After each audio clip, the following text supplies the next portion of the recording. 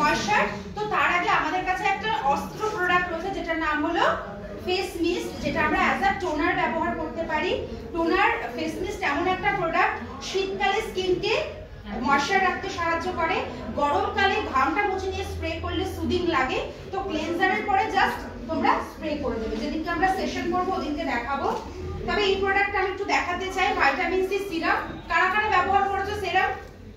বা অনেকেই করেছো, আর যারা এখনো পর্যন্ত করোনি তাদেরকে বলবো এই প্রোডাক্টটা শুরু করো। কারণ SF9 যখনই আমরা নিই আগে মনে করি যে এত দাম দিয়ে প্রোডাক্ট নিচ্ছি স্কিনে কাজ করবে, তো দেখতে দেখতে চোখের তলায় ডার্ক সার্কেলস পড়ে যায়, ঠিক?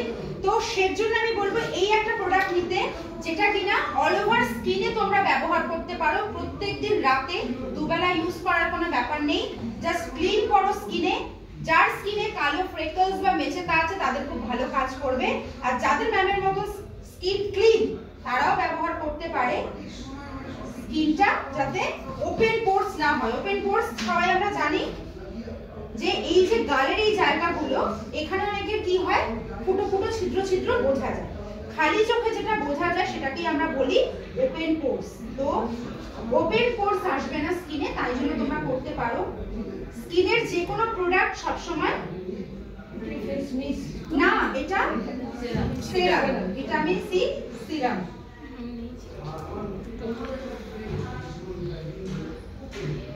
স্কিনের যত প্রোডাক্ট আছে তত প্রোডাক্ট আমরা এরকম উপরের দিকে সবথেকে ভালো এই দুটো আঙুল দিয়ে জাস্ট এরকম করে দেব।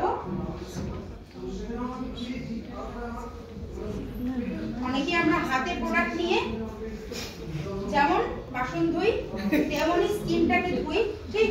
বাট আমরা ভেস্টিজিয়ান ধুয়াই যায় ওরকম করে, এমন কোনো শাস্তি কেউ দিয়ে দেবে না। না, হাতেই চলে যাবে। স্কিন ফর্মুলার প্রোডাক্ট হাতে যাওয়া মানে তো বুঝতেই পারছো ওর হয় না। তো ফেসে ডিরেক্ট অ্যাপ্লাই করবো, তারপর উপরের দিকে করে দেবো। সিরাম অ্যাপ্লাই করার পরে আমি দেখেছি অনেকেরই বাজেট কম থাকে, তারা বলে কি দুটো নিতে পারবো। তো আমি সেট করে দিই যে নরমাল ফেস ওয়াশ নাও, ভিটামিন সি সিরাম নাও, আর অ্যান্টি এজিং নাইট ক্রিম নাও বা ভিটামিন সি জেল ক্রিম নাও। কারণ একটা প্রিমিয়াম ইউজ করা দরকার, আর যদি তোমার এটার দরকার নেই তাহলে তুমি হাইড্রেশন নাও। তো যাদের স্কিনে মেচেতা বা কালো ফ্রেকলস রয়েছে তাদের যদি বাজেটটা কম থাকে তাদের নরমাল ফেস ওয়াশ দিন 146 টাকা, একটা ভিটামিন সি সিরাম দিন, আর তার সাথে নাইট ক্রিম দিয়ে দিন, হয়ে গেল। সিরাম সবার বোঝা গেছে, খুব ডিটেইলসে যাচ্ছি না, অল্প অল্প বলছি।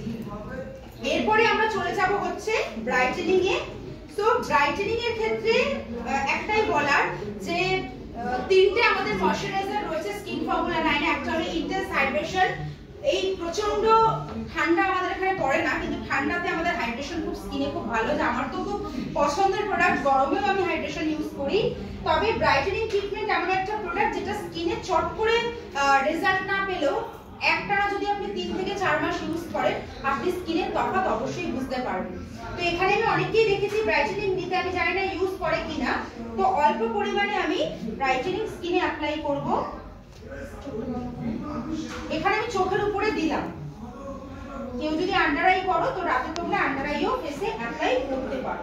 একটা কোশ্চেন নিশ্চয়ই বলছি, তুমি তো এটা আমাদের মানে